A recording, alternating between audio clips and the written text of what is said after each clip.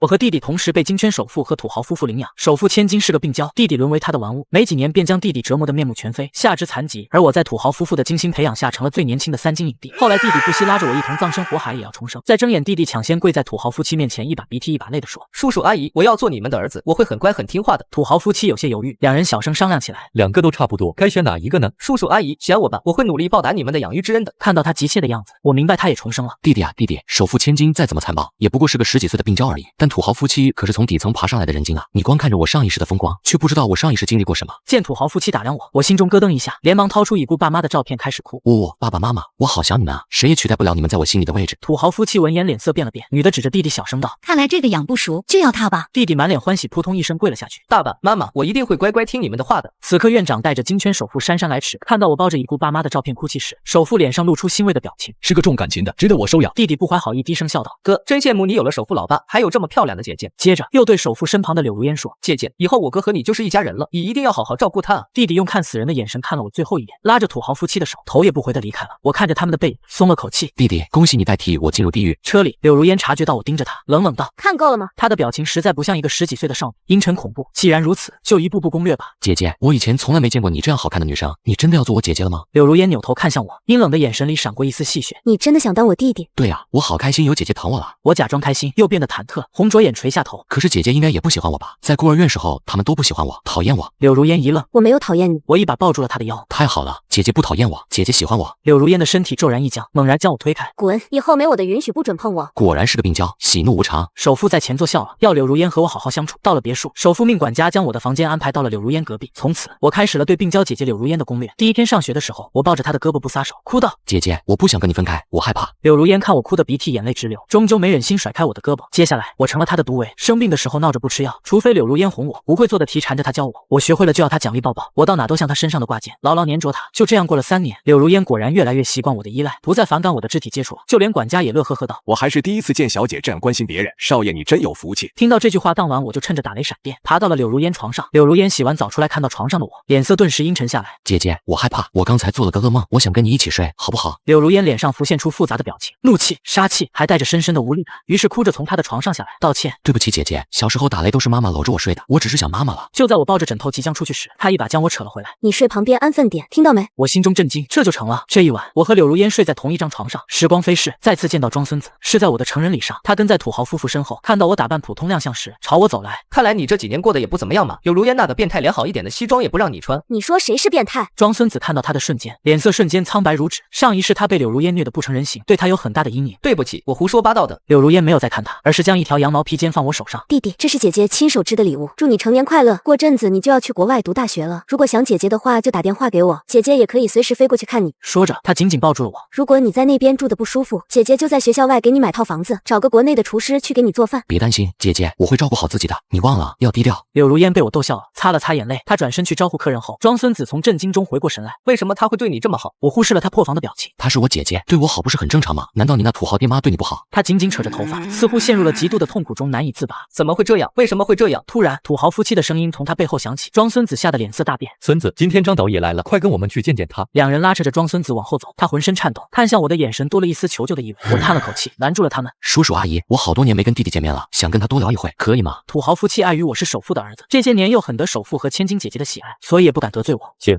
土豪笑着答应我，他老婆却快速在庄孙子身上狠狠拧了一下。动作快些，耽误了是有你好看的。庄孙子被掐得脸色痛，却只能乖巧点头，腿似乎也有些发抖。怎么，你爸妈对你不好吗？我不信，你一定是在骗我。我看着他癫狂的模样，心中了然，看来这一世他也遭遇了我前世遭遇的事情。前世，土豪夫妻将我带回家后，就开始了变态的教育方式：围棋、画画、奥数、钢琴、骑马。我长期睡眠不足，有一次从马背上摔了下来，差点瘫痪。土豪夫妻将花在我身上的每一笔钱都记得清清楚楚，包括医疗费。然后在我18岁那年，逼着我加倍报答他们。也是从那时候开始，我一步步被他们推向万劫不复的深渊。他们开始逼着我学一些婉转成淫的手段，公众多富婆和男大佬取乐。在获得影帝殊荣的当晚，房里已经有3个大佬在等着为我庆功了。在我最痛苦的时候，弟弟推着轮椅出现，眼眶通红，一把火烧死了我。算时间，这一世他应该刚进娱乐圈，大概只是被土豪夫妇虐打过，还没被他们真正送入地狱。为什么柳如烟没有虐待你？你不是应该被打得浑身是伤才对吗？怎么弟弟你好像不希望我过得好？难道你这一世还过得不好吗？庄孙子瞬间愣住了，满脸震惊和慌乱。你竟然也重生了？我不置可否，笑容更加戏谑。两世都是你主动先选的，难道你既然废物到选哪一边都是坑吗？你才是废物，看着吧，我会比你爬得更高，更成功的。我微笑着点头，娱乐圈这种乌烟瘴气、没有道德底线的地方，倒真的挺适合合他的。土豪夫妻再次过来催促，庄孙子擦干眼泪，重新扬起了下巴。庄必凡，你等着吧，我就要当大明星了，到时候我让粉丝网暴你，我要揭露你这个黑心哥哥的罪行。我知道今天是你成人礼，所以柳如烟配合你演戏罢了，我等着你被他毁容，弄断双腿的那天。庄孙子在我耳边留下最后一句，大笑离去。他没说错，柳如烟确实在演戏。我抬头看向远处，柳如烟捏着酒杯，虽说在招待客人，目光却自始至终没离开过我。下一秒，他笑着向我走来，将我一把拉进昏暗的包房里，栖身缠上了我。弟弟，你们刚才的话我都听到了，你不乖哦，姐姐要惩罚你。感受到他传来的火辣暖意，我鼻子里涌出一股热流。我还没开始惩罚呢，这就流鼻血了。没事，可能最近有点上火。这些年你不仅叫我陪你演戏，也在对我演戏，对吗？我心头一凛，想起他刚才说的话，他说听到了我和庄孙子的对话，难道我在围巾里放了窃听器？自从你15岁那年差点被绑架，我就很担心你的安全。姐姐，我知道你对我好，刚才我们的话你也听到了，你会不会恨我骗你？柳如烟眼里闪起异样的光。姐姐怎么会恨弟弟呢？不过你瞒着我这么多事，该罚。之后他将我绑在床头，用羽毛轻挠我的脚心。说吧，你们说的两世是什么意思？我连连求饶，将上一世的事情全部说给他听。听到自己上一世竟然把庄孙子折磨得不成人样时，柳如烟冷哼一声，那小子我怎么看都不顺眼，虽然你们长得很像，但他着实让人讨厌，不像你这么招人喜欢。弟弟，谢谢你这次选择我当你的姐姐，我一定会好好保护你的。如果不是姐姐你保护我，可能我也没办法健全长大。他轻轻摇头，因为你的出现，才让姐姐觉得人生有了意义，可以为爱的人做一些事，陪着你长大，保护你一辈子。一辈子吗？或许也不错。上学的4年里，但凡有女生对我表白，都被他以女朋友的名义挡下。他也会吃醋地问我有没有喜欢的女生。上一世遭受过那些地狱般的折磨，我早就对爱情没了憧憬，因为觉得自己配不上。见我不说话只落泪，他很心疼，说他一定会想办法带我走出阴影。4年的大学生活很快结束，我高强度进修了编剧、导演等专业，凭借上一世在娱乐圈摸爬滚打的经验，还没毕业我就写出了一个很好的电影剧本。柳如烟将他带回国，在柳家影视公司的运作下拍成电影，上映1个月，票房过10亿。回国当天，我在机场碰到了弟弟庄孙子。4年时间，他已然成了圈内当红小生，大批接机的粉丝将机场堵得水泄不通。庄孙子看到我穿着普通拉着箱子时，挑衅地向我走来，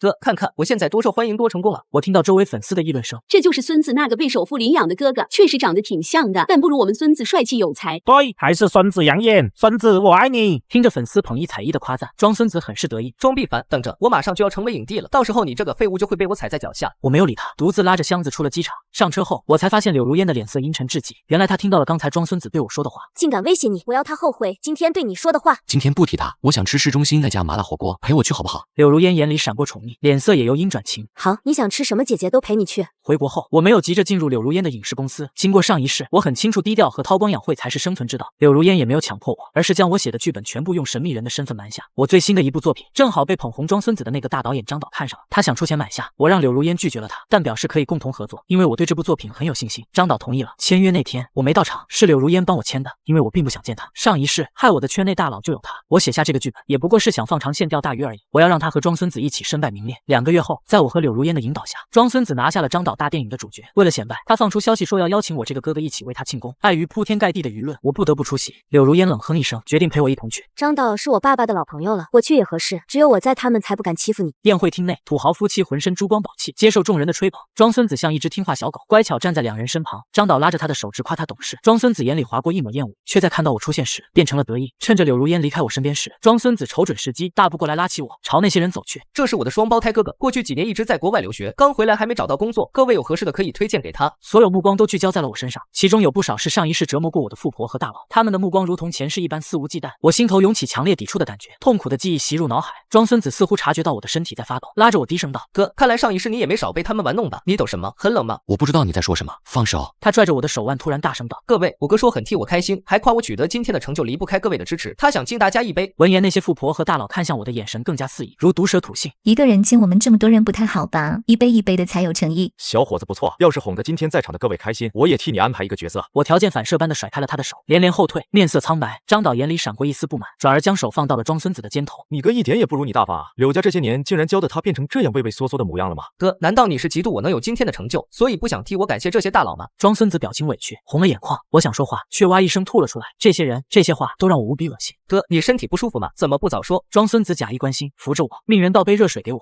一口水下肚，我才惊觉水里加了料。万万没想到这种高档宴会上，庄孙子竟然会如此大胆。我像一滩软泥被人扶到了3楼的客房。庄孙子在我耳边低声道：“哥，这一世我代替你承受了那么多，你也该还点利息给我了。”说完，他坏笑着打开门，将几个人放了进来。为首的正是张导。孙子，你还挺懂事的，你哥这样子真是有一种别样的魅力啊！谢谢张导夸奖，我去外面守着。庄孙子惨笑着打开门，下一秒，他被人从门外踹了进来，我努力睁大模糊的双眼，依稀看到来人正是我的病娇姐姐柳如烟，她带着一队保镖，红着眼朝我冲来，我用尽全力将怀中的人推开。柳如烟两颊晕红，眼里怒火中烧，她疼得起身，走到庄孙子面前，啪啪扇了他2耳光。姐要拿来。庄孙子被他打懵了，脸颊顿时肿了起来，却不敢还嘴。直到现在，他最惧怕的人还是柳如烟，所以几乎没有犹豫，他哆嗦着从口袋里掏出解药递给了他。柳如烟将我的头抱进怀里，捏开我的嘴，缓缓灌下，清凉的药液让我浑身的燥热瞬间消失，我只觉得很累。乖，你先好好休息，这里有姐姐，别怕。柳如烟命2个大汉守着我，他将那些人全部轰了出去。隔着门，我听不清他说了些什么，只感受到他的愤怒，还有庄孙子在门外跪下磕头的声音，以及最后他被拖走时撕心裂肺求饶的声音。门再次被打开，柳如烟坐到了我的床头。别怕，弟弟，姐姐在这。我终于放心睡了过去。再次醒来，已经是第2天早上。柳如烟守在我床头，第一时间将手机塞给了我。弟弟，姐姐昨天晚上已经替你报过仇了。手机里传出庄孙子挣扎求饶的声音。张导，求求你饶了我吧，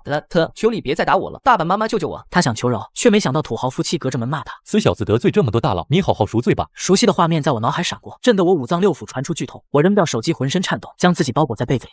不要，滚开！柳如烟似乎没料到我会被刺激成这样，连忙安抚我。毕凡别怕，姐姐在这，都怪姐姐不好，姐姐不应该让你看这些的。为什么你要给我看这些？我恨你，我恨你！柳如烟像座雕塑，呆坐在床边任我谩骂，直到我哭得嗓子沙哑，她才叹了口气。好些了吗？对不起，姐姐只想到给你报仇，没想到会再次伤害你。我哽咽点头。从前我没告诉过她，上一世我遭受了同样的事情，她只以为我是最后被弟弟害死，所以才恨她，却不知道我也遭受过这些非人的对待。她心疼极了，摸着我的脸，然后告诉我她昨晚是怎样替我找回公道的。她将那些人赶出房间后，当即表示要跟张导解约，就算毁掉这个剧本也不让他拍，并且未来柳氏集团旗下所有产业永远不跟他们这些渣子合作。碍于姐姐是首富继承人的身份，几人连忙认错道歉，说是被庄孙子撺掇的，他们只是欣然接受而已。你们今天晚上准备怎么对付我弟弟，就怎么对付他，听明白了吗？张导几人连连应声，拖着惨叫求饶的庄孙子去了隔壁。土豪夫妻听说他得罪了柳家和几个大佬，急忙赶上来臭骂庄孙子一顿。庄孙子被折磨了整整1夜，天还没亮时被救护车抬走的。大佬们封锁了消息，酒店的人也不敢走漏半点风声。后来听说庄孙子在床上养了整整1个月的病，他恢复那天也是要签约拍板的当天，见我也跟着柳如烟出席，庄孙子恢复了高高在上的得意。庄必凡，你这个窝囊废也只能一辈子当个跟在姐姐身后的小白脸了。等我拍完这部电影，被封为影帝再找你算账，你就等着哭吧。我像看傻子一样看着他，等会他知道自己要被我这个编剧换掉时，会不会哭出声？签约仪式很快开始，柳如烟按着合同，似笑非笑对张导说：“我的编剧今天也来了。”是吗？大才子终于舍得露面了，快替我引荐一下。当他看到我被姐姐拉着起身时，当场石化。庄孙子也愣住，该不会是花钱买通编剧让这个草包顶美名吧？我悠然起身，拿起话筒，开始讲述我写这本剧本时的创作理念。